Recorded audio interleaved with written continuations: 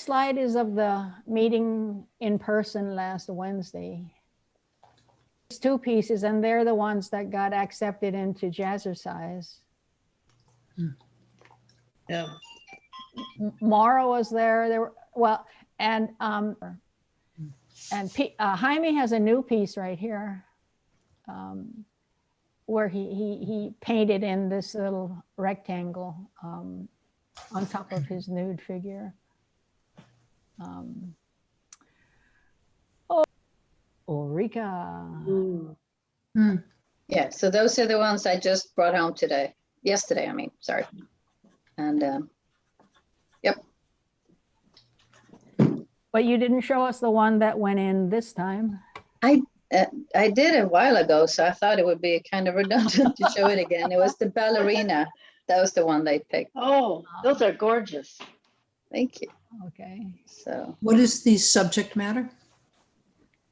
this is more, I keep coming back to the horizon, and then there's usually water involved. And I do like daydreaming. So I keep thinking that those 3 themes, they show up. So to me, it looks like, city of your future, or what you're going towards, or what you're leaving behind, and a little nostalgia. Or It reminds me of a cityscape. Wouldn't that be a good title? I think I know the titles. I'm just blanking now. Something shimmer, purple city shimmer, or Yeah, I green, remember. something like that. So Kind of watercolor think- paper. What kind of watercolor paper did you use? it's actually acrylic on canvas. Oh, Mhm. did you treat the canvas? I think you're in a blue phase, Ulrika. I've been in a blue face my whole life. Same with me. I enjoy other people's artwork that are bright and red and yellow. I love it so much. It doesn't come to me. That's not what I do. Yeah, same here. Same with me. I don't know what it is. As long as it's not a blue funk. I think blue is one of the colors that is most appealing. I've read that somewhere. Yeah, I like the one on the right very much, very much. Thank you. Yeah, it's lighter. Yeah. Has anybody out there, Beautiful. treated the canvas with a smooth coating and then painted with acrylic and watercolor? No, Okay. I've tried to use ink on the gesso, and it doesn't work very well. It doesn't adhere. Okay. Pico, do you mean gesso being the white? It's like gesso, yeah. And I read, in fact, I did research once whether I could do watercolor on a canvas that was gessoed, and for some reason it didn't, the reports were negative, so I never did it. Watercolor doesn't seem to have certain characteristics on gesso. But not for me, because after I finished the painting, I did a coating on top of it, protective coating, Trilon. Yours came out okay? yeah, yours came out okay. Yes, it did. Matter of fact, Well, I would think that the only difference would be you're not going to get the texture of the watercolor paper, yeah. correct? It just reminds me of this painting on the right hand side, because that's kind of like what parts of it look like, and I thought, wow. Have to experiment. Okay, so and then comes the stuff that got onto the Jazzercise lease program for July. And Michael, you're not here? Okay, well, he sent me these 3 things, and I assumed he'd be here. They're not too big. Let me show you. Let me back up and show you what happened. The red ones are on the first slide, and you can So my little photograph here is 16 by 20. Okay. And so this is not any more than 20-inch diameter, something like that. Okay. I have to say that in Jazzercise, I've been there almost 8 years, constantly, never been rejected or not accepted. And this is the first time they did not accept any of my paintings. So They're trying to remind you that getting into Jazzercise is a privilege. it was kind of surreal for me because it was the first time I picked up art and didn't leave any. On Zoom, we're going to give you an award. How's that? Give you a Zoom award.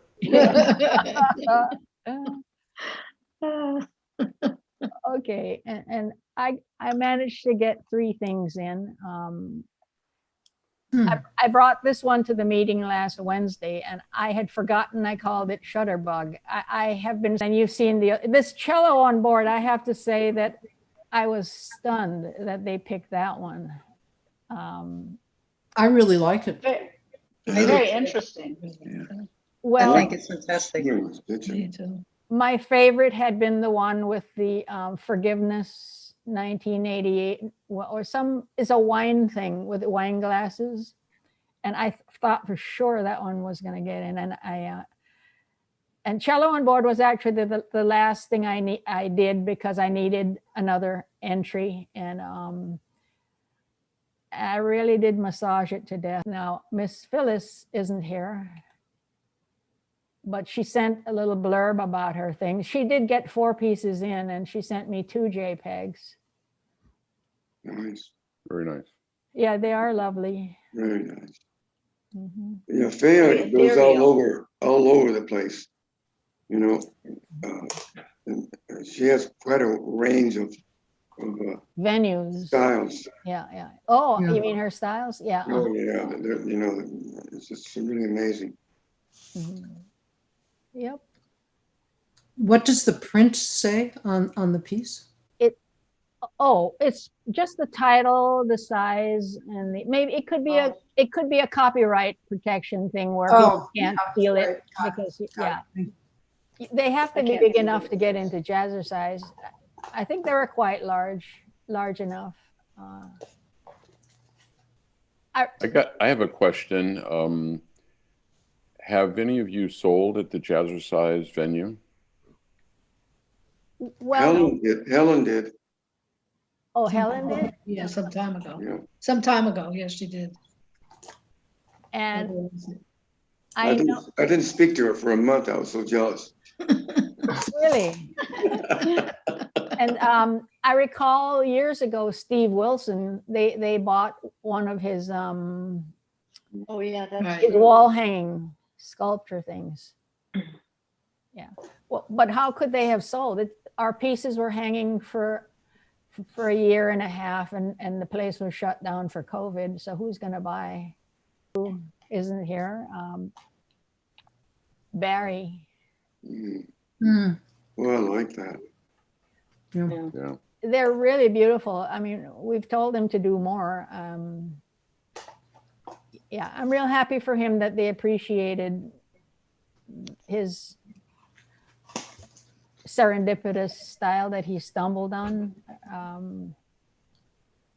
Both Michael and Barry, the work they're doing lately, it's difficult to do that, balancing color and geometric objects, in a pleasing way. Mhm. This is difficult to do, you said, Pico? Yes, it's very difficult to do. Oh. Well, yeah. Well, I'm really glad he got in. So.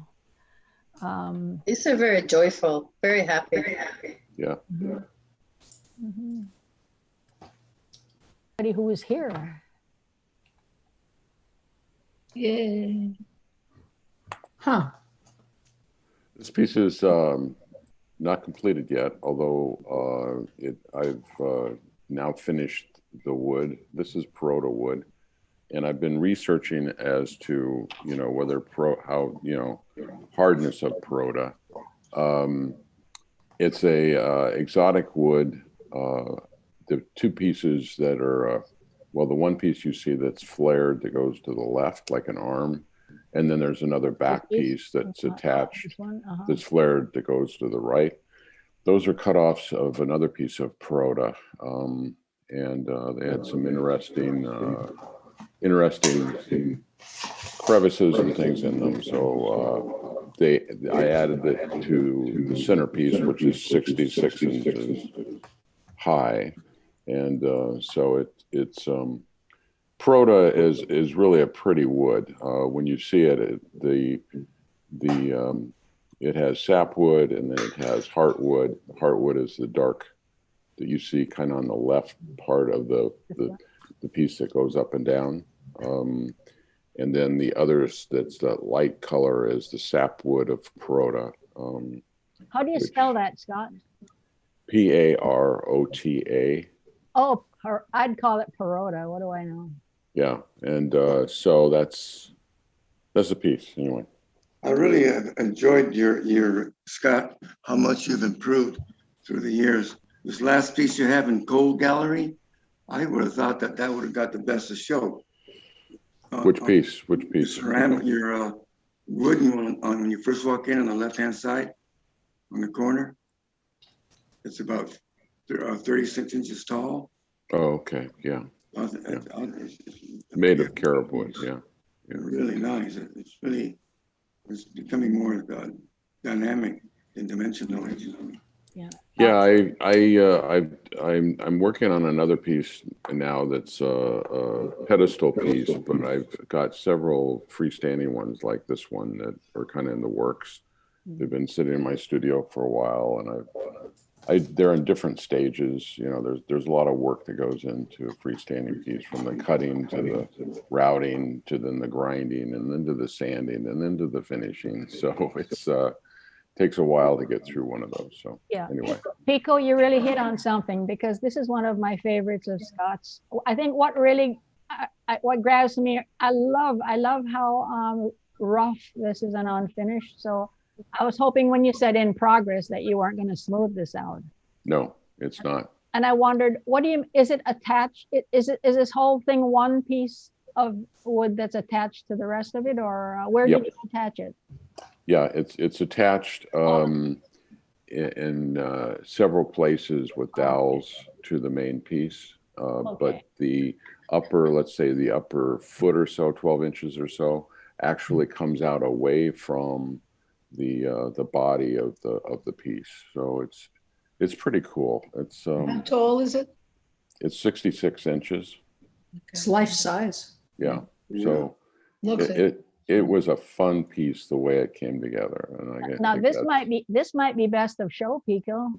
Well, the one that's in the show now. Well, no, but this one here. This one here is a good. You can hang your hat on it. I make you a bet this will be best of show someday. Yeah, hang your hat on it. That's one thing my dad used to say, is my work you could hang stuff off of. And I thought, Dad, that's not a compliment. That's a coat rack. That's two landscapes, landscape 1 and landscape 2. Ooh, both nice. They're just small little studies that I did quite a while ago. And, I do these studies with the intention of making them bigger, and I never do. So I have a hard time with that. I don't know why. Because the studies are so lovely. I guess I kind of Is feel it like hard it's to- redundant. I kind of feel like it's redundant. Pardon? Yeah, you've done it once. Yeah, exactly. I suppose I can do Maybe if you take, something similar. or if you took a section of it and blew it up. That's a good idea too. Yeah. Yep, I could try that. But this has tons of layers on it and a lot of scratchings, and I enjoy doing it. I guess the other thing is I like working on paper better than canvas. That's the other thing I've discovered. I don't like the bounciness of a canvas. Mhm. It And looks like paper something from Africa. The painting. Maybe it's the colors. It's a palette that I don't usually use, but I like it. Yeah, it is nice. How big is it? Tiny. It's like 12 by 12, something like that. Yeah, it's a gorgeous little piece. It really is, really nice. Thank you. Yeah, it is. I really gravitated to it. Yeah. Why don't you send it to me? Thank you. They kind of give me the feeling that I get from Barry's loose threads. They're serendipitous and they're beautiful, really. Very nice touch. Thank you. Yeah. Spoiler alert, Well, I think, spoiler alert, Chris just posted on Facebook some boats. oh, but that's kind of embarrassing. I just, I thought I'd get you to Don't you- smile. don't you think? Yes, I See did. the boats on Facebook. Yeah. Okay. So Chris, if you don't like to work so much on canvas, do you ever work on boards, like big boards? Maybe that will give you the same feeling, or you could glue paper to boards. That's what I was thinking about doing, is gluing paper. I don't know how hard that is to do. I think it'd probably be difficult. But that's an idea. I Because do then work you on get large sheets the of touch paper. you like, and then you can get big and, you know, Yeah, and, that's a good idea. sturdy. Because this would be amazing if it's beautiful, but big, it would be fantastic too. Can you I think imagine so, trying to too. duplicate that large abstract? It'd be almost impossible. Yeah, that's why I probably don't do it. I I do bet- these little prototypes I bet you could. and leave it at that. Yeah. Oh, I'm sure you can. Where there's a will. But I'm in the, s- Not I enough like will. Rika's suggestion about pasting the paper on the wood or On the whatever. board. And yeah, I think you should It's a try good it. idea. Yeah. Anyway, the reason I brought this up, because first of all, we didn't have enough things to show. But last time I showed you, I have since I took my trip, this subway musician has been haunting me. And I'm trying to make it so that if I did enter it somewhere, that people would see it for get an emotion out of it.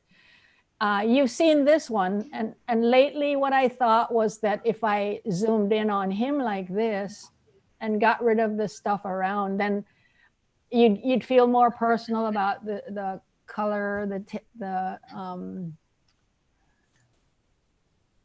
I agree. That was effective. do you think that's what, you think that's what happened, Joan? Do you like the one on the right better? Yeah, Yes. I do. I Yes. do. So Yes. do I. What do you think, Joan? I think he comes into your face. You become more personal to him, with him. You interact with him more here. Yep. Whereas over here, you're being distracted by, you almost see the room first with him in the room. Here you're seeing him. I guess I'm the dissenter, because two things about the one on the right is that the image, you've lost resolution on the right. So he's a bit blurrier, which, yeah, that can have its points. I can, But also the loss of the instrument a little bit, to me, something in between these two, maybe, where you're cropping some off, but maybe not as much. okay. My opinion, Joan, Yes. I would take out all of the writing.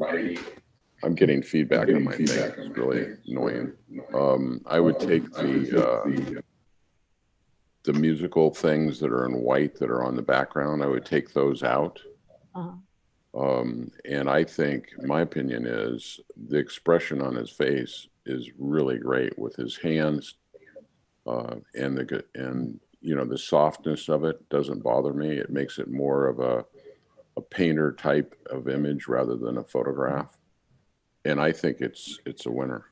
So do I. I agree with you, Scott. The one on the right. 100%. What I can do is I can kill some of this white and make it gray, tone it down. Maybe I'd dump it. Maybe you're right, Scott, that is what's distracting about the one on the right. And also maybe this could be muted, all Right, this background. You're right. Does she need something up there or in the background? Yeah. But anyway, I got to trap myself. Here comes Carol. We're running out of time. Carol. I was in a book club. Actually, it was just one book club, but the book was Homegoing. I don't know if anybody has heard of it or read it. It's it's a historic novel, and it's kind of a genealogy of people who were in Ghana in the as slaves. One of them brought over, another not, and then through the generations all the way up to today. So the castle that's described, the quote castle, is on Cape Coast of Ghana. And it was a fort that was built, I think, around 1600, and then eventually was turned into a slave holding, basically dungeon. The lower floors, the upper floors. Pardon? Is that a tree in the background? Yes, it is. Yeah, really, So, it really pops it. Pretty what? And it really makes it balances the whole thing. I was thinking that too, Pico. You and I are thinking alike today. Yeah. Yeah. Just It's puts it together. pretty grim kind of place. So I was thinking, actually, after I did this one, I could actually do a more abstracted one that's a lot more slashing and jagged, because it is a jagged place. Mm-hmm. I read the book, Carol, and I can totally feel what you're doing. You visualized it in a perfect way. Brings the whole book back to me. Really cool. Mm-hmm. I like the story, and I think I agree with you, Ulrika, and all of you. I mean, it's a really dramatic piece. For as simple as it is, it really, when you tell the story about it, it says to me, yeah, that makes sense. I mean, the tree in the background, just the colors and the whole way, it really works. And I would do another one too, more abstract. I think that's a great idea, but this one's a winner. So then I'm down to Chris's problem, which is I'd like to go bigger. So Chris and I are sharing the problem. Good luck. Yes. Yeah. I like all the texture you got in there, Carol. Yeah. Did you use a palette knife, or did you put medium? Exactly. Okay. No medium, just palette knife. Yeah. Palette knife. It almost looks like wax crayon. The texture. Yeah, it does. Or pastel. Or pastel. Mm-hmm. Pastel. Mm-hmm. The thing that's so interesting to me about this piece is it's very simple, yet it's dramatic. I mean, it's and when you tell the story about it, it's like just totally makes sense. It's kind of what the feeling of the whole piece is. Mm-hmm. Lovely, Carol. Thank you. Yes. Thank you. It helped me kind of get through. I don't know what Pico's interpreter thinks of it, though. Well, I told her to keep quiet for a while. Oh, did you? Good job, Pico. And you know how difficult that is. Really, impossible. Great work. Nice work, Carol. There's Liz. Look at that. Liz, Yeah, I'm here. good. So this was done a while ago, but it was sort of when I was with the turtle clan in Arizona, and the turtles are the earth, and then we as humans are always reaching up to the sky to be balanced. So we're grounded in the turtle, and yet we're still up there. Mm-hmm. Watercolor. This is really cool, Liz. I think this is one of my favorites of all the pieces you've done. I love the expression of the girl, the fact that she's, I guess it's a she, is standing on a turtle, and just the whole expression and the movement in it is just really, really great. Thank you, Scott. And the turtle looking back. Yeah. Yeah. What's the indication of the two arms stretched out? Up to the sky. She's Just holding the I'll sky just up. bring in the energy of the sky. Hello. Her Yeah, feet on the earth. listen to your interpreter, Pico. Yes. You got I'll talk to him it. later, don't worry. What this is, you did a masterful treatment right here of these colors, the earth or whatever the Yeah. turtle is standing on. Really nice. It's just- The blending of all these did you colors. use white? Or did you? No, I didn't use white. It's leave all the- saved white.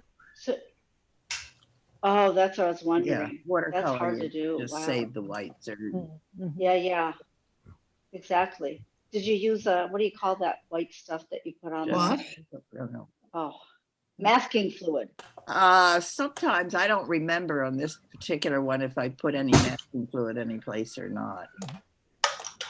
Okay, thanks, Liz. Beautiful, really Yeah, beautiful. beautiful. Is there